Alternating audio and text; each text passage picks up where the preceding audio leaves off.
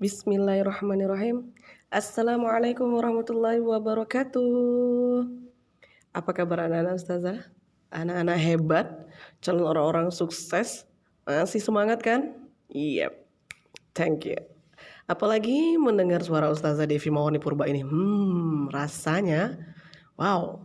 Iya baiklah, di video pembelajaran ini mau dengar dulu dong suaranya yang bilang yes itu mana nih ya? Yes, I'm fine, thank you. Mantap. Oke anak ustazah, sebelum kita mulai pembelajaran dari ini, mari kita berdoa semoga pembelajaran dari ini diberkahi oleh Allah Subhanahu wa taala. Bismillahirrahmanirrahim. Rabbi zidni ilman warzuqni fahman wa amalan mutakabbalan ya arhamar rahimin amin ya rabbal alamin. Anak ustazah, welcome back again di pembelajaran materi kita hari ini adalah IPS, masih di tema 1, subtema 3, PB3 dan PB4. Ya, ada apa materinya di situ? Ini dia. Judulnya adalah Kondisi Geografis Indonesia dan Pengaruhnya sebagai Negara Maritim. Oke anak ustazah, pelajaran kita hari ini juga ada kaitannya dan selalu kita kaitkan dengan ayat-ayat Al-Quran yang Allah firmankan di dalamnya bertepatan Quran surah Al-Hajj ayat 65, yaitu ustazah bacakan ya nak. A'udzubillahi minasyaitonirrajim. Bismillahirrahmanirrahim. Alam taro anna Allah sakhkhara lakum ma fil ardi wal fulka tajri fil bahri bi amrihi wa yumsikus samaa an taqa'a 'alal ardi illa bi idnih innallaha bin nasi laraufur rahim. Apa artinya nah ustazah? Iya, artinya adalah apakah kamu tiada melihat bahwasannya Allah menundukkan bagimu apa yang ada di bumi dan bahtera yang berlayar di lautan dengan perintahnya. Dan dia menahan benda-benda langit jatuh ke bumi melainkan dengan izinnya. Sesungguhnya Allah benar-benar maha pengasih lagi maha penyayang kepada manusia. Masya Allah. Mumtaz ya anak ustazah, luar biasa. Hebat Allah ini. Sebelum kita tahu Allah sudah berfirman dalam Quran surah Al-Hajj ayat 65. Jadi tidak ada duanya. Jadi nikmat Allah yang mana lagi yang mau kita dustakan? Iya anak ustazah, semoga ayat ini menambah keimanan kita dan kita makin semangat untuk belajar khususnya di materi IPS bersama Ustazah Devi. Next. Iya, tujuan pembelajarannya apa sih ustazah? Tujuan pembelajaran ada 4, banyak ya. Iya, sesuai dengan pelajaran kita hari ini. Yang pertama adalah ustazah mengharapkan Anda semua dapat mengidentifikasi pengaruh kondisi geografis bangsa Indonesia sebagai negara maritim dan kepulauan terhadap apa? Terhadap kondisi sosial ekonomi masyarakat secara peduli. Yang kedua, dengan mengamati gambar pada peta, ustazah mengharapkan kamu semua dapat menyebutkan asal daerah beberapa identitas budaya secara peduli. Kemudian yang ketiga, ustazah mengharapkan setelah kamu semua membaca, kamu dapat mengidentifikasikan pengaruh kondisi geografis Indonesia terhadap budaya masyarakat secara tanggung jawab. Dan yang terakhir, ustazah mengharapkan Anda semua setelah membaca dapat mengidentifikasi pengaruh kondisi geografis Indonesia terhadap transportasi masyarakat. Iya, di tujuan pembelajaran ini kita tahu bahwasannya ada 4 pengaruh akibat kondisi geografis Indonesia. Yang pertama adalah pengaruh ekonomi, kedua adalah sosial, ketiga adalah budaya, dan keempat adalah transportasi. Mudah-mudahan Anda semua paham setelah kita mengetahui apa sih tujuan pembelajaran hari ini. Iya, berikutnya. Kondisi geografis Indonesia sebagai negara maritim dan kepulauan menyimpan potensi yang besar di dalam berbagai bidang seperti di bidang ekonomi, sosial, budaya, dan transportasi. Potensi-potensi tersebut dapat menjadi modal yang penting dalam pembangunan nasional guna mewujudkan kesejahteraan masyarakat. Inilah kenapa adanya pengaruh akibat kondisi geografis itu. Sehingga pengaruh itu pastinya dapat mempengaruhi kesejahteraan masyarakat di Indonesia. Ia lanjut, pengaruh apa itu? Iya, pengaruh kondisi geografis Indonesia sebagai negara maritim terhadap kehidupan ekonomi masyarakat. Iya, ustazah, kita bisa melihat sama-sama bahwasannya di gambar yang di dalam slide ustazah itu apa ya? Iya, betul banget. Banyak sampan ustazah, sampannya warna-warni. Apalagi ada orang ustazah megang kayu. Iya, bagus, bener. Apa ya maksudnya itu? Iya, kita lihat lanjutannya. Yang pertama, ternyata pemanfaatan wilayah laut Indonesia yang sangat besar dan luas karena mengandung keanekaragaman sumber daya alam laut, baik hayati maupun non-hayati. Sumber daya alam laut tersebut antara lain ikan, terumbu karang dengan kekayaan biologi yang bernilai ekonomi tinggi, kemudian ada wisata bahari, sumber energi minyak dan gas bumi, bahan mineral, juga media transportasi antar pulau. Iya, Ana Ustazah. Di gambar tadi banyak sampan, ya kan? Mungkin salah satu pemikat wisatawan untuk dapat menaikinya, melihat pulau-pulau yang ada di Indonesia, khususnya yang ada di sekitar sampan itu. Yang kedua, kelompok masyarakat yang bisa merasakan langsung potensi kekayaan sumber daya kelautan ini adalah masyarakat yang berada di pesisir. Banyak jenis pekerjaan yang bisa diusahakan untuk menunjang kehidupan ekonominya. Iya, jadi anak ustazah memang benar. Jadi kalau kita berada di pesisir, rumah kita di daerah pesisir, itu banyak gitu. Ekonominya insya Allah mencukupi di masyarakat tersebut karena mereka memanfaatkan yang ada di sekitar daerah mereka, termasuk wisata baharinya, makanan lautnya, gitu kan, sampannya. Jadi wisatawan itu bisa menikmati gitu dengan adanya pemanfaatan daerah tersebut. Ya, anak ustazah, itulah pengaruh yang pertama terhadap pengaruh ekonomi, ya, masyarakat. Lanjut, anak ustazah yang kedua, pengaruh kondisi geografis Indonesia sebagai negara maritim terhadap kehidupan sosial masyarakat. Iya, anak ustazah, gambar apa ya di slide ustazah yang ini? Iya, betul. Ini adalah gambar kayak pajak ya ustazah. Iya benar. Ini pertemuan antara dua orang yang melakukan transaksi, bisa jadi. Banyak ustazah, benar, kayak pasar terapung ya. Iya, oke, next. Adapun pengaruhnya terhadap sosial ya, ini termasuk sosial. Yang pertama adalah komunikasi dan interaksi antar penduduk menjadi lebih mudah, baik antar warga Indonesia maupun orang Indonesia dengan warga asing. Hal ini didukung oleh kemajuan teknologi di bidang pelayaran antar pulau dan antar negara. Terjadinya pembauran, pencampuran atau peleburan nilai-nilai antar pulau dan antar negara.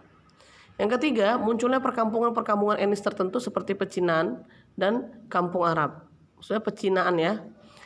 Keempat, terjadinya perubahan perilaku masyarakat karena pengaruh masuknya pola dan nilai perilaku dari pulau, daerah maupun negara lain. Dan yang kelima, terjadinya perpindahan ilmu, pengetahuan dan teknologi. Iya, nah ustazah. Karena kondisi geografis yang mempengaruhi sosial masyarakat, salah satunya adalah kayak tadi itu, apa itu? Terjadinya jual beli, transaksi. Orang yang berada di pulau seberang dengan berada di pulau sini, atau dekat dengan perbatasan negara, gitu dia. Yang sekarang sudah makin mudah mereka masuk kemari dan melakukan perdagangan, sehingga muncullah pembauran. Kemudian mereka menetap di sini, terjadilah perkampungan-perkampungan kecil dengan etnis luar atau asing gitu, sehingga terjadilah perpindahan ilmu, pengetahuan dan teknologi. Iya, jadi sebaiknya kalau ada orang asing itu kita manfaatkannya dengan baik, bukan mengambil yang buruk tapi ambil yang baik gitu. Ya, nah ustazah, selanjutnya adalah pengaruh kondisi geografis Indonesia sebagai negara maritim terhadap budaya masyarakat. Iya, nah ustazah, yang mana yang suka nih baju adatnya? Iya, pastinya ustazah yang mana ya? Ustazah yang atas dong, sudut kiri. Iya, anak ustazah yang mana ya? Oke, terima kasih atas pemilihannya. Iya, anak ustazah, budaya kenapa sih ustazah diidentikan dengan pakaian adat? Iya, ini salah satu contoh budaya masyarakat adalah pakaian adat. Ya, sebenarnya banyak sih budaya, termasuk makanan daerah, apalagi rumah adat, senjata tradisional ya, banyak. Jadi salah satu gambar yang ustazah tampilkan di slide ini untuk menggambarkan budaya masyarakat adalah pakaian adat. Iya, next. Apa pengaruhnya? Yang pertama, karena mudahnya pengaruh luar masuk ke Indonesia, maka masyarakat Indonesia lebih mengenal budaya asing. Right. Bener nih, bener Kak? Iya. Seperti dalam bidang musik, masyarakat Indonesia lebih tahu musik luar seperti hip hop, jazz, R&B daripada lagu daerah seperti karawitan atau gambang kromong. Tidak hanya pada lagu, budaya lain seperti tarian dan bahasa pun mulai luntur. Yes. Terkadang Ustazah heran juga sih. Anak-anak muda sekarang dia lebih suka speak English gitu lagunya daripada mereka tahu lebih banyak selawatan, lagu nasyid atau lagu daerah lah gitu. Tiba di sekolah ada tugas lagu daerah baru mereka bisa menghafalnya. Tapi Ustazah yakin anak-anak Ustazah khususnya di level 5 A, B, dan C pasti tahu dong lagu daerah, minimal daerahnya masing-masing, iya nggak? Ya dong. Next. Yang kedua, tontonan dan adegan dalam film yang kurang bahkan tidak pantas membawa efek buruk bagi bangsa Indonesia. Sebagian besar adegan tersebut ditiru oleh artis-artis dalam negeri dan masyarakat menganggapnya sebagai gaya hidup.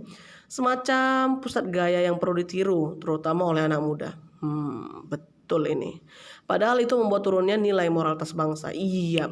Ustazah pengen kasih tahu nih, anak-anak Ustazah, kalau ada gaya yang ya bisa dibilang gaya nyentrik yang mungkin membuat kita menjadi terpengaruh dan ingin tahu, itu nggak usah diikuti deh. Karena segala sesuatu yang nggak tahu asal usulnya tuh bisa lari kemana itu ya, bisa lari ke syubhat mungkin. Karena nggak tahu tuh, makanya jangan ikutin orang-orang apalagi yang kita nggak tahu tuh asalnya dari mana. Lebih baik kita bagus-bagus aja. Kemarin tuh ada yang viral ya berapa tahun yang lalu.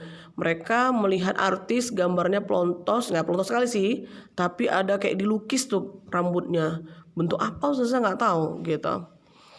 Tanya mereka nengok dari artis, dan artis itu nengok dari luar negeri. Jadi sehingga kita ikut-ikutan gitu. Jadi anak Ustazah, kata Allah, nanti Allah akan kumpulkan barang siapa manusia yang ikut tanpa ada